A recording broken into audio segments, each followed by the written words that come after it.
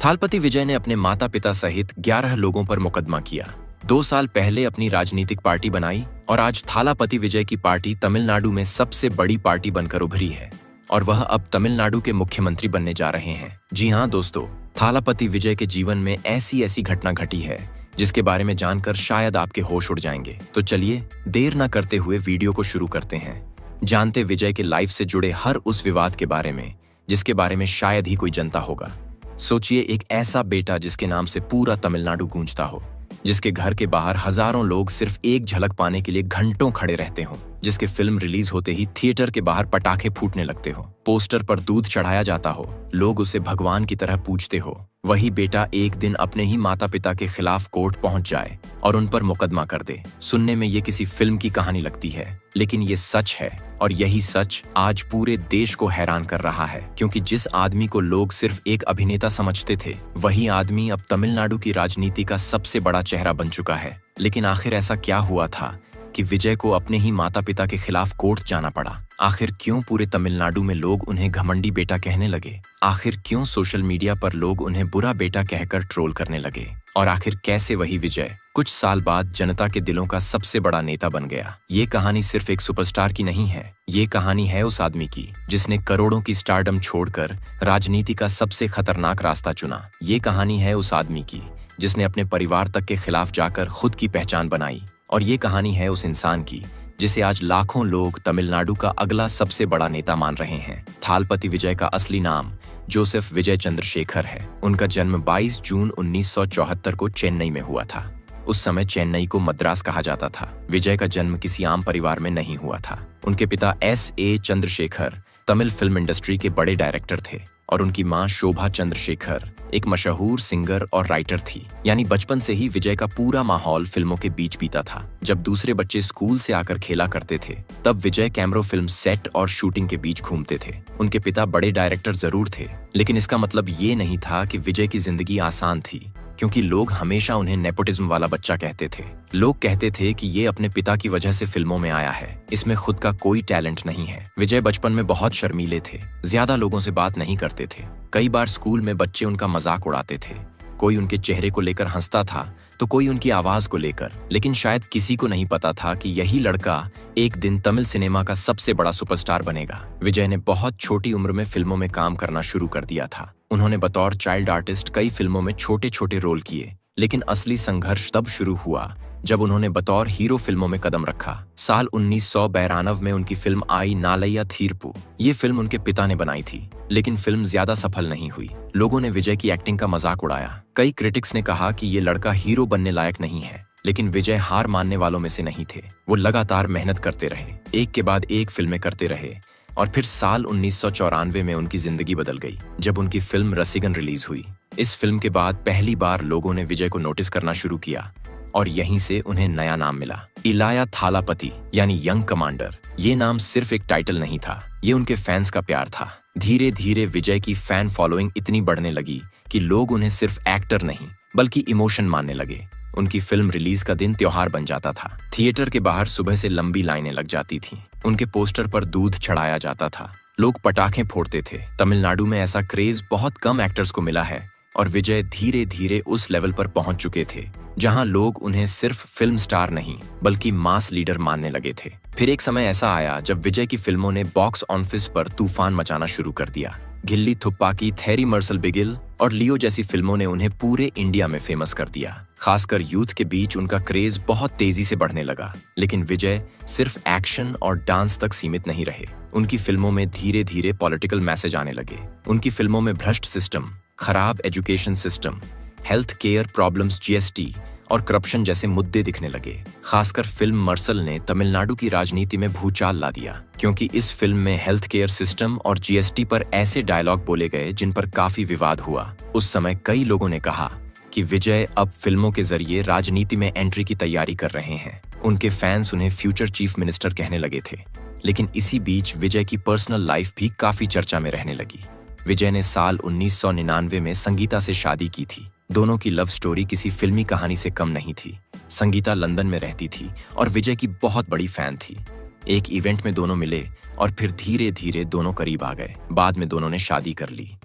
उनका कहना है कि ये सिर्फ सरकार बदलने की शुरुआत नहीं है, बल्कि यह सोच बदलने की शुरुआत है। उनके करीबी सूत्रों का मानना है कि आने वाले दिनों में सरकार कुछ ऐसे कड़े फैसले ले सकती है जो सीधे तौर पर उन संगठनों की जड़ों पर प्रहार करेंगे जो समाज में ध्रुवीकरण की राजनीति करते हैं।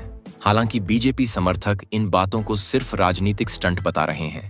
उनका तर्क है कि सरकार चलाना और भाषण देना दो अलग बातें हैं, और आने वाले समय में जब विजय को शासन की चुनौतियों का सामना करना पड़ेगा तब हकीकत सामने आएगी। लेकिन फिलहाल तो तमिलनाडु की हवाओं में विजय का ही नाम गूंज रहा है। उनके 3 बड़े कानूनों ने यह संदेश दे दिया है कि वह जमीन से जुड़े मुद्दों पर काम करना चाहते हैं। नशों के खिलाफ अभियान और महिलाओं की सुरक्षा जैसे मुद्दे सीधे तौर पर भावनाओं से जुड़े हैं, और इनमें सफलता विजय को एक अपराजेय नेता बना सकती है। वहीं दूसरी तरफ आरएसएस और बीजेपी के प्रति उनका सख्त रवैया उन्हें उन लोगों के बीच और भी लोकप्रिय बना रहा है जो वर्तमान की राजनीति से असंतुष्ट हैं। राहुल गांधी और विजय की मंच वाली तस्वीरों ने एक नई सियासी चर्चा को जन्म दिया है, जिसे देश में नफरत की राजनीति के अंत के रूप में देखा जा रहा है। दक्षिण भारत एक बार फिर देश की राजनीति को नई दिशा दिखाने के लिए तैयार दिख रहा है, और विजय इस नई लहर के सबसे बड़े सारथी बनकर उभरे हैं। आने वाले दिनों में यह देखना दिलचस्प होगा कि केंद्र सरकार और तमिलनाडु की राज्य सरकार के बीच यह रिश्ता किस मोड़ पर जाता है। क्या विजय वाकई कोई ऐसा कानून लेकर आएंगे जो सीधे तौर पर आरएसएस की गतिविधियों को सीमित कर देगा, या फिर यह सिर्फ एक राजनीतिक दबाव बनाने की रणनीति है? राजनीतिक विशेषज्ञ मान रहे हैं कि विजय ने जो शुरुआत की है वह बहुत ही सोची समझी रणनीति का हिस्सा है। वह जानते हैं कि तमिलनाडु की जनता को क्या चाहिए, और वह उसी नब्ज पर हाथ रख रहे हैं। उनकी राजनीति रोजगार, महंगाई और सामाजिक न्याय पर केंद्रित है, और यही वजह है कि उनकी लोकप्रियता हर बीतते दिन के साथ बढ़ती जा रही है। जब हम विजय के बयानों को देखते हैं तो एक बात बहुत गहराई से समझ आती है कि वह शब्दों के साथ खेलना बखूबी जानते हैं। उन्होंने जब कहा कि असली सेकुलर सोशल जस्टिस का दौर अब शुरू हो चुका है, तो उन्होंने सीधे तौर पर उन ताकतों को चुनौती दी जो धर्म के नाम पर समाज को बांटने का आरोप झेलती रही हैं। विजय का यह बयान सिर्फ एक राज्य तक सीमित नहीं रहा, बल्कि इसकी गूंज पूरे भारत में सुनाई दी। विपक्ष के लिए विजय एक ऐसी उम्मीद बनकर उभरे हैं जो अपनी भारी लोकप्रियता के दम पर किसी भी बड़ी शक्ति को चुनौती दे सकते हैं। पश्चिम बंगाल से लेकर कर्नाटक तक जिस तरह से आरएसएस के खिलाफ आवाजें उठती रही हैं, अब तमिलनाडु उस आवाज का सबसे बुलंद केंद्र बनता जा रहा है। यह बात मोदी सरकार के लिए निश्चित तौर पर एक चिंता का विषय है, क्योंकि दक्षिण भारत के राज्यों में अपनी जगह बनाना बीजेपी के लिए हमेशा से एक बड़ी चुनौती रहा है, और विजय की इस जीत ने उस चुनौती को और भी मुश्किल बना दिया है।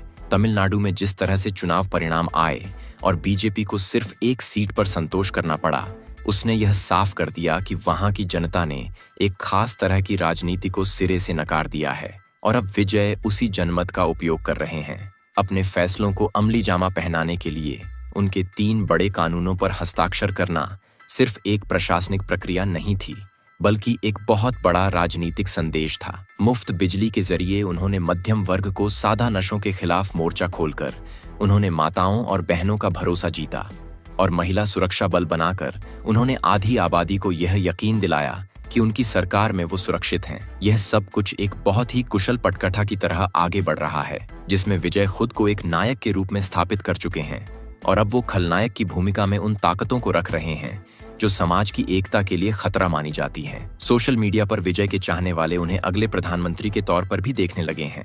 हालांकि यह बहुत जल्दबाजी होगी, लेकिन राजनीति में संभावनाओं से कभी इनकार नहीं किया जा सकता। जिस तरह से विपक्ष के नेता उनके साथ खड़े हो रहे हैं और जिस तरह से वो अपनी हर बात को जनता के बीच ले जा रहे हैं, उससे यह तो साफ है कि वह एक लंबी रेस के खिलाड़ी हैं। उनकी हर छोटी से छोटी बात अब राष्ट्रीय स्तर पर हेडलाइन बनती है, और उनके फैसलों को एक मिसाल के तौर पर पेश किया जाता है। आने वाले समय में तमिलनाडु की राजनीति और भी दिलचस्प होने वाली है, क्योंकि एक तरफ विजय की नई नीतियां होंगी और दूसरी तरफ केंद्र की तरफ से मिलने वाली चुनौतियां होंगी। अब देखना यह है कि क्या विजय अपने इस कड़े रुख पर कायम रहते हैं, या फिर शासन की मजबूरियों के बीच उन्हें कुछ समझौते करने पड़ते हैं। लेकिन फिलहाल तो वह एक शेर की तरह दहाड़ रहे हैं, और उनके हर कदम से विरोधियों के खेमे में सन्नाटा पसरा हुआ है। और दोस्तों, ये तो अभी सिर्फ शुरुआत है। विजय ने जस्ट अभी मुख्यमंत्री की कुर्सी पर बैठना शुरू किया है। और अभी से ये सारे बवाल देखने को मिल रहे हैं। ऐसे में आने वाले वक्त में विजय का रुख कैसा रहेगा, वो किस तरह से आरएसएस और बीजेपी के साथ अपना बर्ताव करेंगे, ये तो वक्त ही बताएगा। लेकिन एक चीज तय है कि तमिलनाडु की जनता विजय के साथ है। वो जो भी फैसला लेते हैं, जनता इसका पूरा समर्थन करेगी। ऐसे में आपको क्या लगता है, इसी जनता का दिल और भरोसा जीतकर विजय एक दिन आरएसएस और बीजेपी को कड़ी चुनौती देते हुए प्रधानमंत्री की कुर्सी पर भी बैठ सकते हैं? अपना जवाब हमें कमेंट बॉक्स पर लिख भेजिए और इसी तरह की वीडियोस को लगातार देखते रहने के लिए चैनल को सब्सक्राइब करना बिल्कुल ना भूलिएगा। धन्यवाद, ना भूलिएगा।